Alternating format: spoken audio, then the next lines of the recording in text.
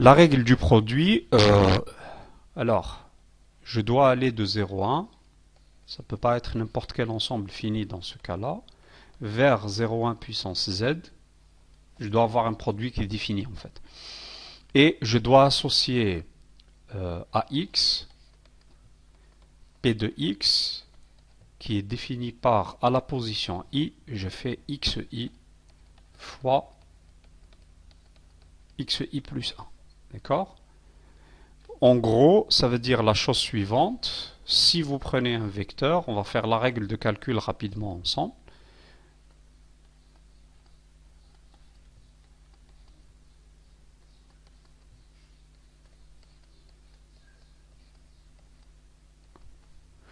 En gros, si j'ai envie de calculer ça, c'est x. Si j'ai envie de calculer p de x, qu'est-ce que je fais?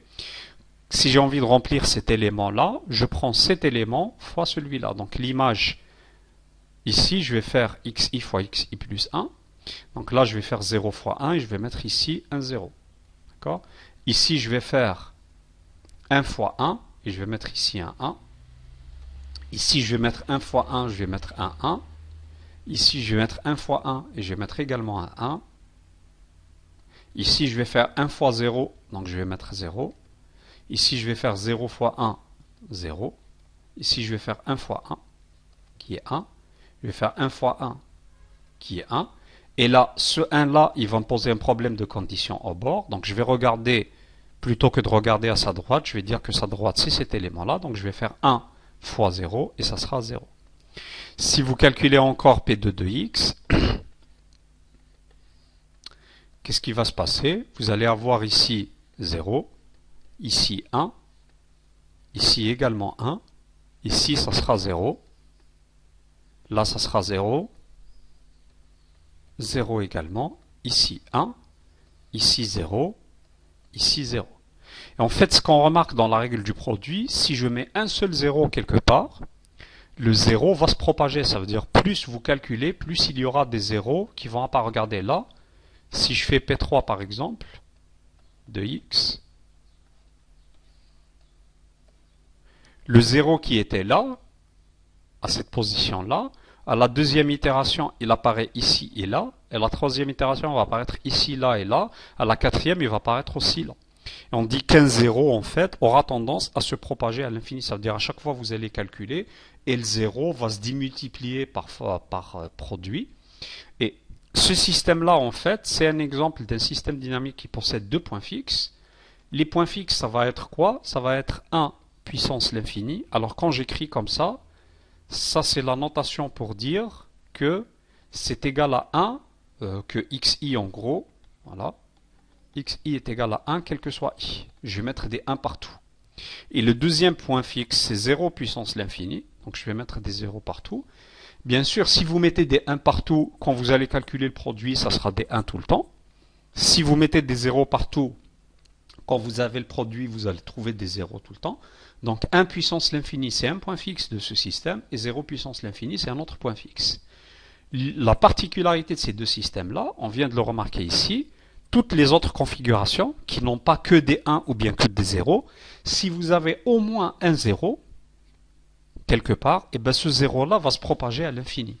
Et donc, tout élément de 0,1 puissance z qui est différent de 1 puissance l'infini va tendre vers 0 puissance l'infini. Parce que si vous mettez un 0, il va se propager à l'infini, donc ça tend vers 0 puissance l'infini.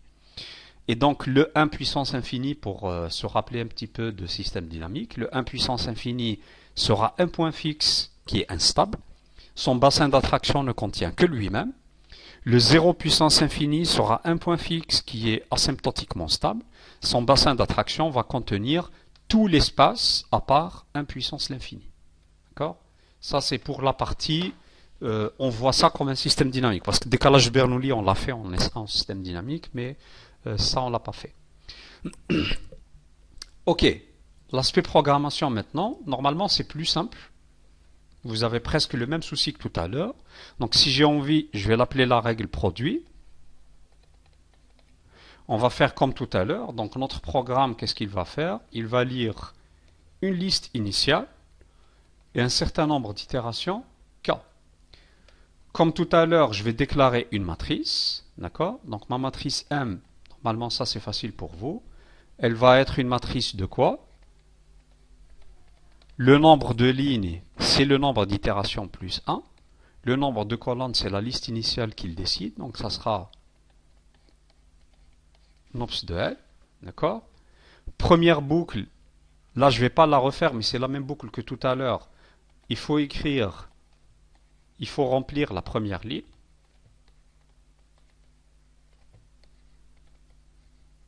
D'accord? Deuxième boucle, on va appliquer la règle de calcul. Là également, c'est exactement la même boucle que le décalage de Bernoulli parce que cette fonction aussi, elle regarde uniquement à droite. D'accord? On va appliquer la même chose. Donc la boucle I va aller de 2 jusqu'à K plus 1. La boucle J va aller de 1 jusqu'à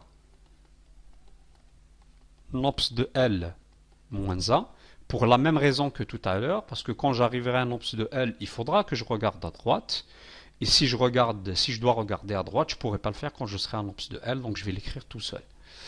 Qu'est-ce que je vais faire? Je vais faire MIJ. La seule chose qui va changer, ça sera cette règle d'affectation. Donc qu'est-ce qu'on a dit tout à l'heure? On a dit chaque XI reçoit XI fois XI plus 1. Donc chaque MIJ, qu'est-ce qu'il va recevoir? Il va recevoir des éléments qui se trouvent dans la ligne d'avant. D'accord? Donc dans la ligne d'avant, l'indice des lignes, ça sera I-1. L'indice des colonnes, ça sera quoi? L'élément, alors je vais faire peut-être ça. Un tableau. Donc quand je serai ici, par exemple, qu'est-ce que je dois faire? Cet élément-là, c'est le résultat de quoi?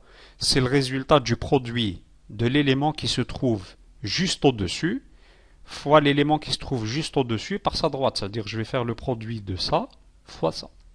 Et le résultat, je vais le mettre ici. On est d'accord? Donc, il faudra que je trouve l'indice. Si je dis que l'indice de ça, c'est IJ, je vais commencer par celui-là. Celui-là, son indice, c'est quoi? Il est à la même colonne une ligne avant, donc l'indice des lignes, ça sera I-1, il est à la même colonne, donc ça sera J. Étoile, cet élément-là, là également, il est dans la ligne d'avant, donc ça sera M I-1, virgule, l'indice qui se trouve à la colonne de droite, donc ça sera J plus 1. Ok? Est-ce que le jet d'indice c'est clair? Oui. Ok? Donc là, c'est fin boucle J. Mais il me reste un élément, il me reste à décider qu'est-ce que je fais pour cet élément-là. D'accord? Quand l'élément arrive ici. Maintenant, je vais faire le même jeu. Si l'élément arrive à la fin, c'est que son indice de colonne, c'est nops de L. Donc là, je dois décider qu'est-ce que je fais pour remplir MI, virgule, nops de L. Ok? Qu'est-ce que je dois faire? Cet élément-là, il se remplit par l'élément qui est juste avant. Je vais faire 3 points là. L'élément juste avant, donc, ça sera la ligne d'avant, le même indice de colonne, nops de L. Étoile, alors, il ne peut pas regarder à sa droite, donc ce que je cherche ici, je vais le trouver ici au début. Ici au début, la première position, c'est la ligne qui est juste avant, donc toujours MI-A, première colonne, et donc première colonne, ça sera 1. Ok? On peut écrire notre programme. Bon, je ne vais pas le taper de nouveau devant vous. On a fait celui du décalage, on a corrigé. Bon, il n'y avait pas d'erreur, c'est un programme qui est facile. Donc je l'ai déjà préparé, on va seulement le voir. On gagnera un petit peu de temps. La seule différence, c'est cette règle-là et le jeu d'indices à sortir. Tout le reste, c'est identique à la règle du décalage. Alors, où est la règle produit? Elle est là. Donc là, j'ai écrit le même programme que tout à l'heure. Voilà, j'ai rempli la première ligne, c'est ici. M1i reçoit L2i. Ensuite, I va de 2 jusqu'à K plus 1, J va de 1 jusqu'à nops de L moins 1. j'ai écrit la règle qu'on vient de sortir. MIJ reçoit MI-1J fois MI-1J plus 1. Je ferme la boucle pour J. Je fais la règle qu'on vient de sortir. Donc le dernier élément à droite, MI nops de L, va recevoir MI-1 nops de L fois MI-1. D'accord? Et là, j'ai fait un vecteur de 100. On fera un vecteur un peu plus grand tout à l'heure. Et je vous montre ce qu'on remarque. Là, par exemple, la propagation des zéros, elle est légèrement visible, mais elle est encore plus visible quand je regarde une image. Je rappelle la légende. Les 1, c'est les carrés blancs. Les 0, c'est les carrés noirs.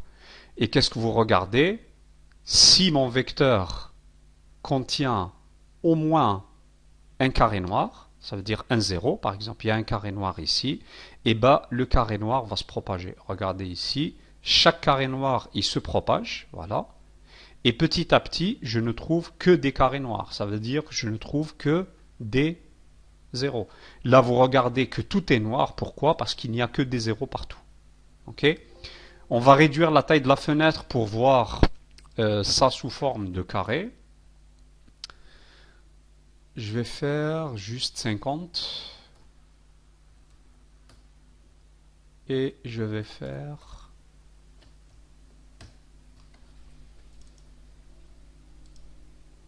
Voilà.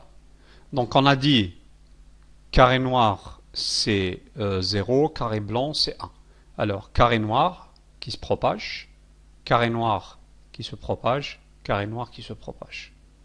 Et donc si vous mettez un carré noir, en gros un 0, le 0 entre guillemets va bouffer tous les 1. Voilà. Il va les bouffer petit à petit jusqu'à ce que vous ayez à partir de là, donc de cet indice là, G0 qui se répète à l'infini.